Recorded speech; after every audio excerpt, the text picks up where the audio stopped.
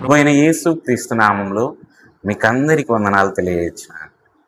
ఎబ్రిలకు రాసిన పత్రిక మనం అధ్యయనం చేసుకోబోతున్నాం. మొదటి భాగాన్ని దేవుడు మనతో అంతిమంగా ఎలా మాట్లాడాడు. పాఠ్య భాగము ఎబ్రి మొదటి అధ్యాయము 1-4 వచనాలు. ప్రధాన ప్రతిపాదన: దేవుడు తన కుమారుడైన యేసుక్రీస్తు ద్వారా అంతిమంగా మరియు అత్యున్నతంగా మాట్లాడాడు. ఆయన దేవుని పరిపూర్ణ ప్రత్యక్షత, సమస్త సృష్టికి సృష్టికర్త మరియు పోషకుడు, పాపము నుండి విమోచకుడు మరియు సర్వాధికారి అయిన ప్రభువు. ప్రధాన ప్రశ్న: కుమారుడు దేవుని అత్యున్నత మరియు అంతిమ ప్రత్యక్షత ఎందుకు? పరిచయం: ఎబ్రీల గ్రంథం యొక్క ప్రారంభ మాటలు వెంటనే మనలను దైవిక ప్రత్యక్షత అనే గొప్ప విషయానికి తీసుకొస్తాయి. క్రైస్తవ్యం మానవుడు దేవుని కోసం చేసే అన్వేషణతో ప్రారంభం కాదు, అది దేవుడు మానవునితో మాట్లాడడంతో ప్రారంభమవుతుంది. మానవ జ్ఞానం, తత్వశాస్త్రం, ఊహాగానాలు లేదా మతపరమైన కల్పనల ద్వారా తనను కనుగొనడానికి దేవుడు మానవాళిని వదిలిపెట్టలేదు. ఆయన మాట్లాడాడు. దేవుడు గతంలో ప్రవక్తల ద్వారా మాట్లాడాడని, కానీ ఇప్పుడు ఆయన తన కుమారుని ద్వారా అంతిమంగా మరియు పరాకాష్ఠగా మాట్లాడాడని ఎబ్రీల గ్రంథకర్త మనకు గుర్తు చేస్తూ ప్రారంభిస్తాడు. ఇక్కడ ఒక క్రమం ఉంది. దేవుడు గతంలో మాట్లాడాడు మరియు దేవుడు ఇప్పుడు మాట్లాడాడు. ప్రవక్తల ద్వారా ఇవ్వబడిన ప్రత్యక్షత సత్యమైనది, అధికారికమైనది మరియు దైవావేశం కలది, కానీ అది ఒక సన్నాహకమైనది. అది అంతకంటే గొప్పదైన దానిని ముందుగానే సూచించింది. ప్రవక్తల యొక్క అనేక మాటలు సర్వోన్నతమైన ఒకే వాక్యమైన యేసుక్రీస్తులో పరిపూర్ణతను పొందుతాయి. అందువల్ల ఎబ్రీలకు మొదటి అధ్యాయం 1-4 వచనాలు ఈ గ్రంథమంతటి యొక్క కేంద్ర సందేశాన్ని పరిచయం చేస్తుంది. యేసుక్రీస్తు సర్వోన్నతుడు, కుమారుడు దేవుని యొక్క సర్వోన్నత ప్రత్యక్షత అని చెప్పడానికి రచయిత మనకు అనేక కారణాలను తెలియజేస్తున్నాడు. ఇందులో 7 ప్రధాన విషయాలు కలవు. మొదటగా, కుమారుడే దేవుని యొక్క అంతిమ ప్రత్యక్షత. ఎబ్రీ మొదటి అధ్యాయం 1-2 వచనాలు: పూర్వకాలమందు ప్రవక్తల ద్వారా పితరులతో నానా సమయములలో నానా విధములుగా మాట్లాడిన దేవుడు ఈ కడపటి దినములలో తన కుమారుని ద్వారా మనతో మాట్లాడెను. రచయిత దేవునితో ప్రారంభిస్తాడు. దేవుడు మాట్లాడును. తర్వాత వచ్చే ప్రతిదానికి ఇదే పునాది. విశ్వాన్ని సృష్టించిన దేవుడు మాట్లాడే దేవుడు. ఆయన తన చిత్తాన్ని, తన స్వభావాన్ని, తన ఉద్దేశాలను మరియు తన వాగ్దానాలను తెలియజేస్తాడు. పాత నిబంధనలో దేవుడు నానావిధ సమయాలలో మరియు నానావిధ రీతులలో మాట్లాడాడు. ఆయన మోసే మరియు ప్రవక్తల ద్వారా, కలలు మరియు దర్శనాల ద్వారా, చారిత్రక సంఘటనలు, వాగ్దానాలు, సూచనలు, వేడుకలు మరియు అనేక ఇతర ప్రత్యక్షత సాధనాల ద్వారా మాట్లాడాడు. కానీ ఆ ప్రత్యక్షత అంతా ఒక పరాకాష్ఠ వైపు సాగుతుంది. ఈ కడపటి దినములలో ఆయన తన కుమారుని ద్వారా మనతో సెలవిచ్చెను.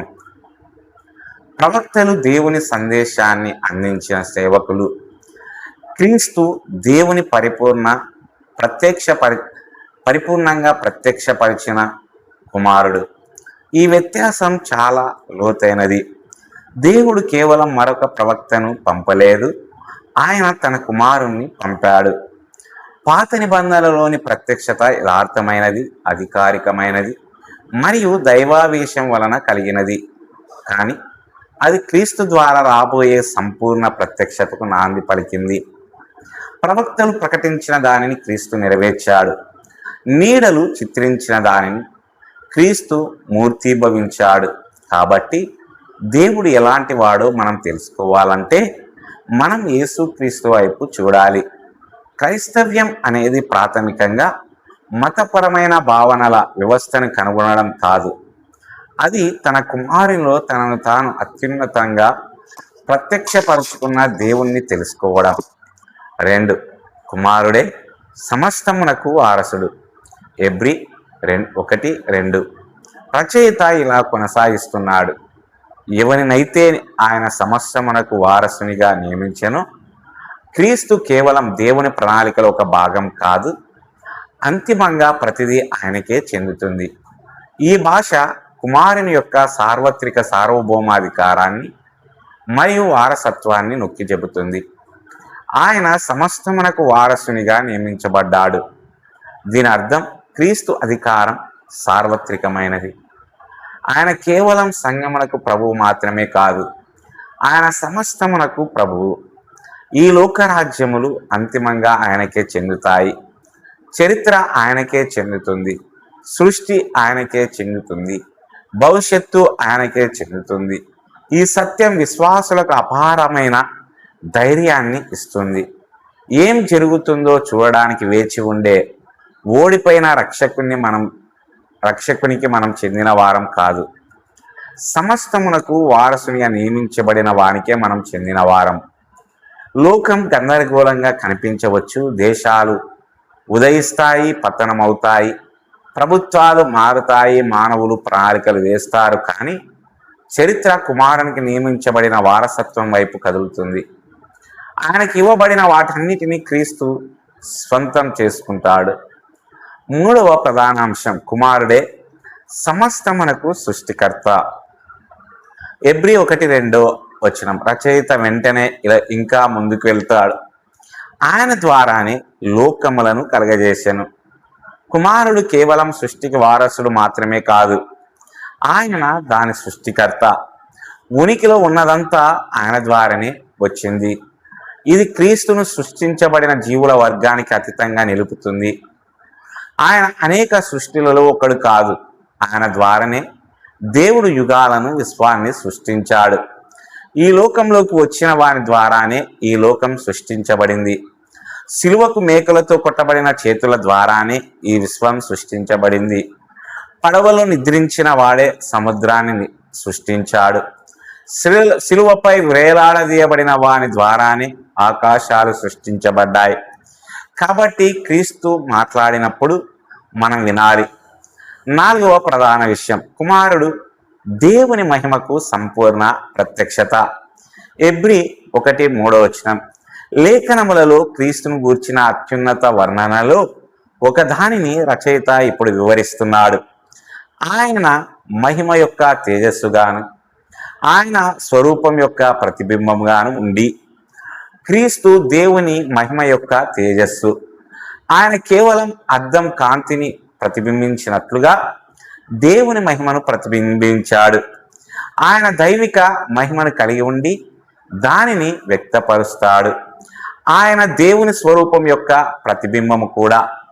క్రీస్తు దేవుని స్వభావమును మరియు ఉనికిని సంపూర్ణంగా సూచిస్తాడు. దీని అర్థం క్రీస్తు కేవలం దేవునితో పోలి ఉన్నాడని కాదు. దీని అర్థం కుమారునిలో దేవుడు ఎవరు అనే పరిపూర్ణమైన ప్రత్యక్షతను మనం చూస్తాము. అదృశ్యుడైన దేవుడు తన కుమారుని ద్వారా తనను తాను తెలియజేసుకున్నాడు. ఫిలిప్పు, ప్రభు, తండ్రిని మాకు చూపించు అని అడిగినప్పుడు యేసు ఇలా జవాబిచ్చాడు: నన్ను చూసినవాడు తండ్రిని చూసినట్లే.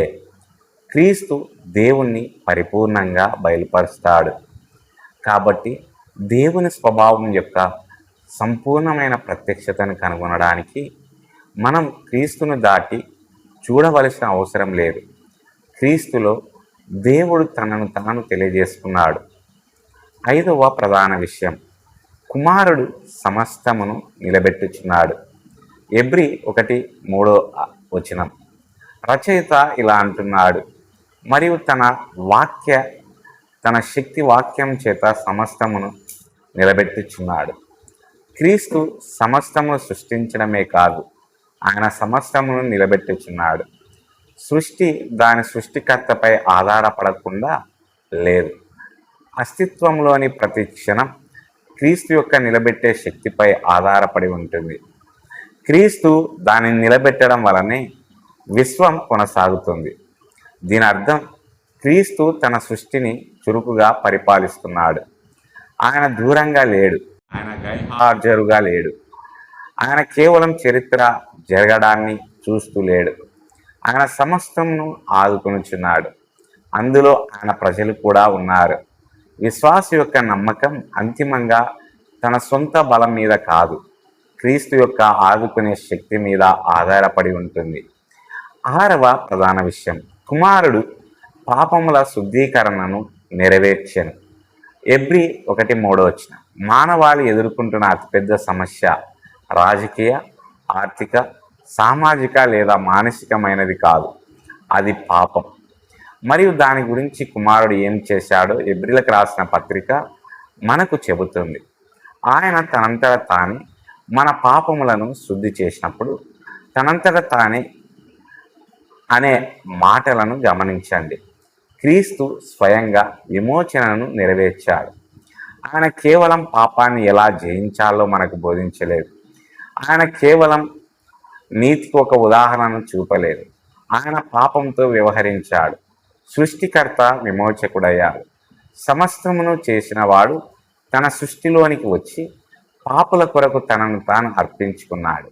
ఈ భాష ఎబ్రీల గ్రంథంలోని ప్రధాన యాజక వాదనను ముందుకు సూచిస్తుంది. క్రీస్తు బలి సంపూర్ణమైనది, ప్రభావవంతమైనది మరియు అంతిమమైనది. పాప సమస్యకు జంతువుల రక్తం కంటే గొప్పదైనది అవసరమైంది. దానికి కుమారుని పరిపూర్ణమైన బలి అవసరమైంది. 7వ ప్రధాన విషయం, కుమారుడు దేవుని కుడి చేతి వైపున హెచ్చింపబడ్డాడు.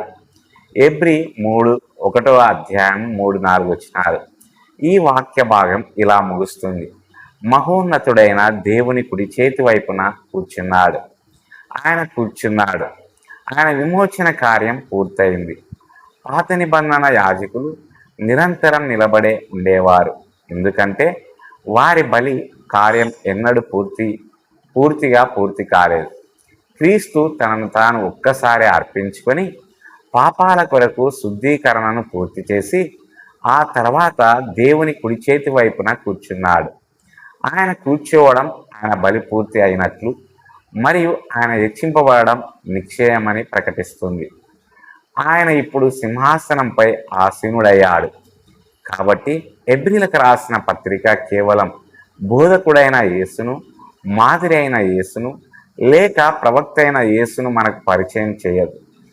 అది మనకు కుమారుడైన సృష్టికర్త, పోషకుడు, విమోచకుడు, హెచ్చింపబడిన ప్రభు అయిన యేసును పరిచయం చేస్తుంది.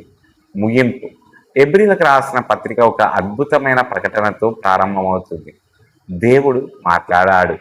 ఆయన ప్రవక్తల ద్వారా మాట్లాడాడు, కానీ ఇప్పుడు తన కుమారుని ద్వారా మాట్లాడాడు. మరియు కుమారుడు శ్రేష్ఠుడే, ఎందుకంటే మొదటగా ఆయన దేవుని అంతిమ ప్రత్యక్షత, 2 ఆయన సమస్తమునకు కారకుడు, 3 ఆయన సమస్తమునకు సృష్టికర్త, 4 ఆయన దేవుని మహిమను స్వభావమును సంపూర్ణంగా బయలుపరుస్తాడు, 5 ఆయన తన శక్తివంతమైన వాక్యంచే సమస్తమును నిలబెడతాడు, 6 ఆయన పాపముల కొరకు ప్రాయశ్చిత్తమును నెరవేర్చాడు, 7 ఆయన దేవుని కుడి చేతి వైపున హెచ్చింపబడ్డాడు. కాబట్టి దేవుడు మాట్లాడాడా లేదా అన్నది మాత్రమే గొప్ప ప్రశ్న కాదు. ప్రశ్న ఏమిటంటే దేవుడు ఎవరి ద్వారా మాట్లాడాడు, ఆ కుమారునితో మనం ఏం చేస్తాము?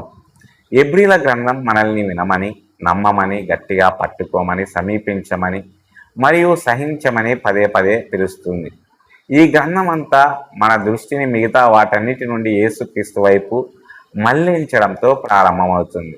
దేవుడు తన కుమారునిలో అంతిమంగా మరియు అత్యున్నతంగా మాట్లాడాడు. కాబట్టి మనం ఆయన మాట వినాలి, ఆయన నమ్మాలి మరియు ఆయనను గట్టిగా పట్టుకోవాలి. దేవుడు ఈ మాటలు దీవించునుగాక. ఆమేన్.